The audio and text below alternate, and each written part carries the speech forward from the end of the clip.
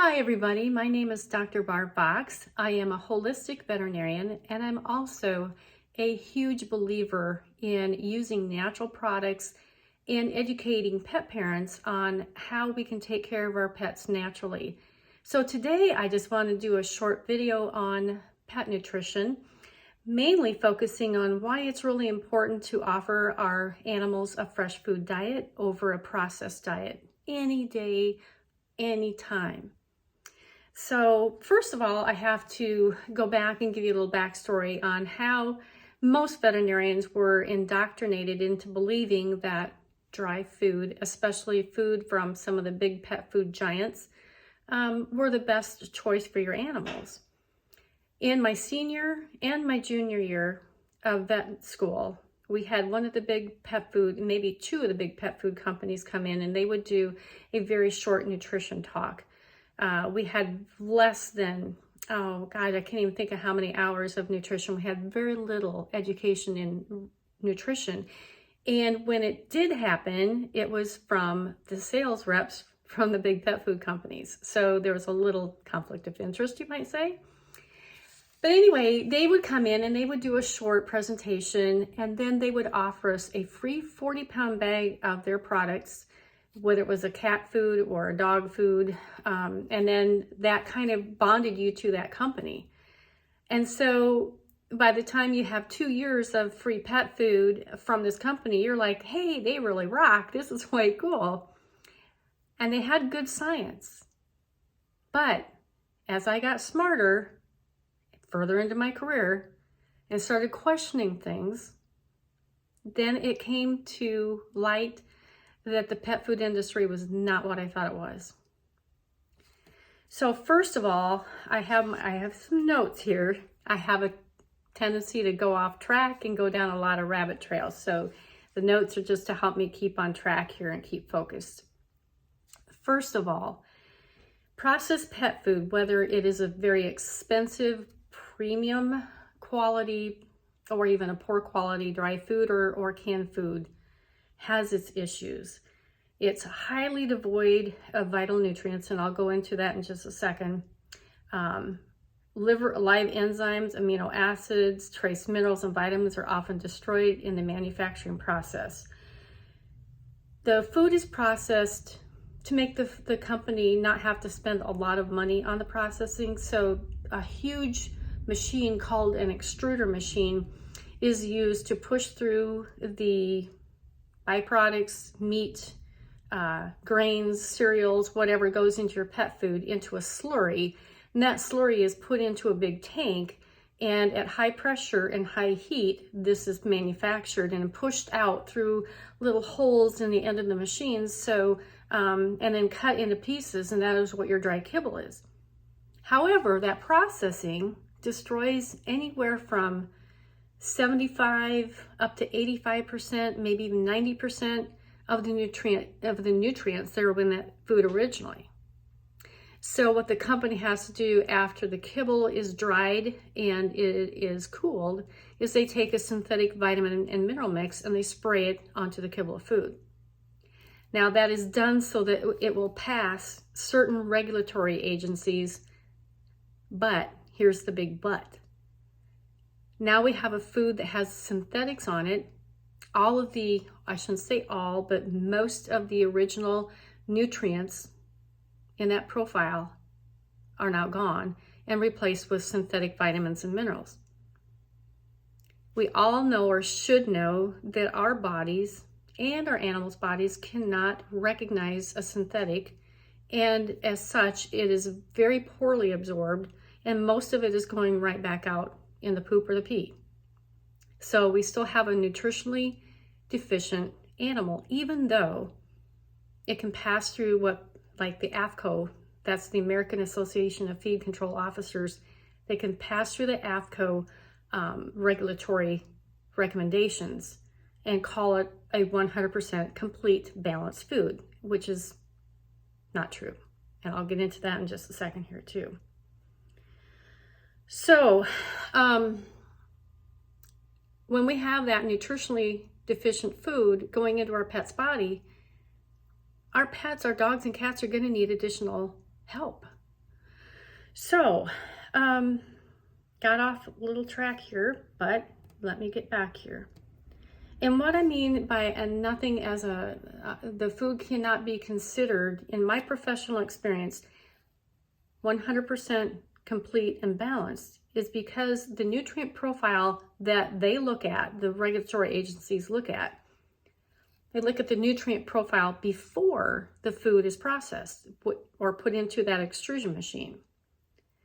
When it comes out, they don't care what happens after. It's only prior to the manufacturing of the food or the processed food that counts. So what you have left over can't be complete, especially when you consider that synthetics are not absorbed or recognized by the animal or the human body. This happens in our food industry too. The pet food industry is really not regulated highly. There are some regulatory agencies out there, but for the most part, they're not. And I'm going to get really disgusting here, and I'm going to tell you some of the things that are allowed in the pet food. This is called the 4D category of animal meat and byproducts. The 4D category includes diseased, disabled, dying, and dead animals. Now, the first time I heard this, I couldn't believe it. But my brother-in-law, who has driven a semi for most of his life, he's almost 70, and he's driven and hauled many, many, many things over the years. He used to go to the rendering plants and pick up a trailer load of stuff on the rendering floor that wasn't suitable for human use and load it into his semi and take it to the big pet food companies. I won't mention any names. He did specify which companies he hauled to, but I do not want to get into any litigation from the companies by saying this publicly. But he said it was absolutely disgusting. He said they waste nothing. So hooves, hides, hair, entrails, everything goes into the pet food. Now, there are some pet food companies that probably are a little more discriminatory than adding all of those byproducts, but we don't know that. If it says human grade, I would assume that is human grade, but how would the consumer know that? How would I know that for sure? I don't know. I just have to take it for face value and trust. But moving on here. Food recalls are common. There is a really, really good site you can go to. It's called truthaboutpetfood.com. And there's an investigator on there. She has a link on her website. I think there are 3 people that run this website.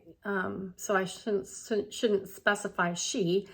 However, if you go to that link, it'll say current or past pet food recalls, and you can find the companies that are implicated in some of these, well, recalls.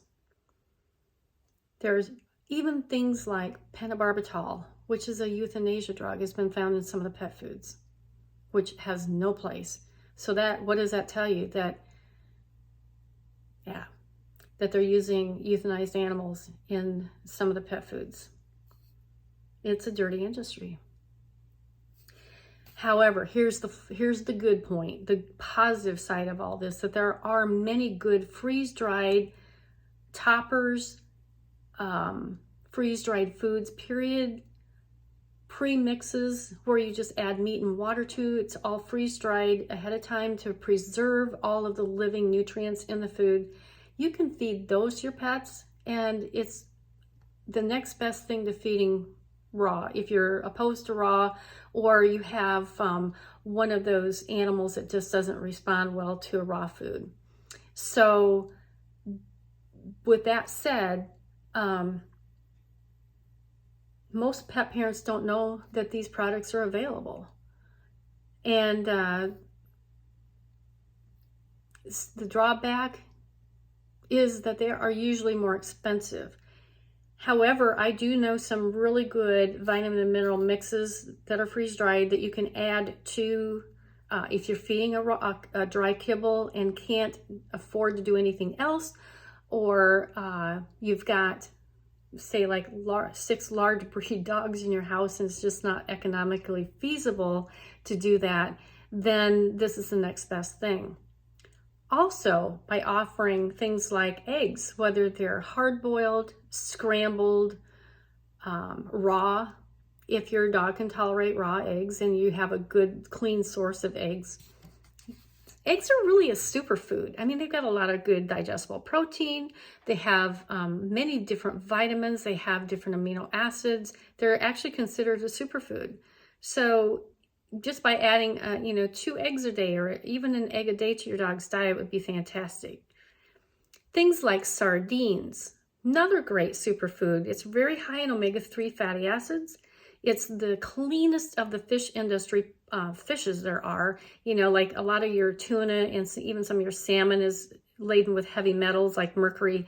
So you have to really be careful on what you choose. But for the most part, sardines are one of the cleaner fishes. And I would encourage you, if you're using sardines, use the water-packed and not the oil-packed sardines.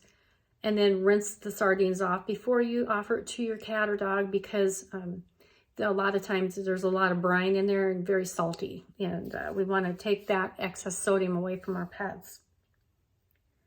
So those are just a few things. And the other thing that I encourage people to do, if you're doing a dry kibble food, or even if you're doing a canned food, offer your dog or cat some real meat. If you're having some baked chicken, tear the little pieces of chicken apart into tiny pieces and offer that to your kitty. Kitties can also have beef, but if you think about what they normally would eat out in the wild, they're going to be hunting birds. They're going to be doing the poultry stuff. So turkey or chicken are really good for your kitties. For your dogs, if you're having a roast and it's not laden with a bunch of spices or heavily salted, then you can go ahead and tear off some pieces of roast beef and give to your dog. Ground beef, turkey, rabbit, if you're a hunter, venison, you can offer real meat to your dogs. And actually, they prefer that as a treat even over their commercial. A lot of people ask me, well, what kind of treats should I feed my dog? And I'm just going to say, you don't even need to spend money on commercially prepared treats. There are some good ones out there, like some organic freeze-dried lamb lung, or some beef liver treats. However, your dog would appreciate a little meatball of ground beef probably more than anything else. And just please stay away from the commercially prepared treats that are full of sugars, full of artificial dyes and preservatives, and a lot of starch, because those are not healthy for them. So this is, like I said, just a short little clip today. We'll dive into more on the pet food in future videos, but I want to thank you for joining me. And please visit my website. Just a little alert here, my website is not fancy at all. My time is spent in educating, creating videos, teaching workshops, even certification classes. So that is where I like to spend a lot of my time. But you can go onto my website. It's Barb Fox DVM, like drveterinarymedicine.com. Again, that's Barb Fox DVM.com. And you can get to know me a little bit better. I've got a little short bio there. I've got some testimonials from clients and then some course offerings. So hopefully you'll find that interesting, and hopefully I can meet you someday. Feel free to give me a call if you want to chat about a consultation, or if you want to find out more about where I get my information. I'd love to chat with you. So my phone number, I'm going to put that out here publicly. It's 563-380-0983. Again, thank you so much. Catch you at the next video.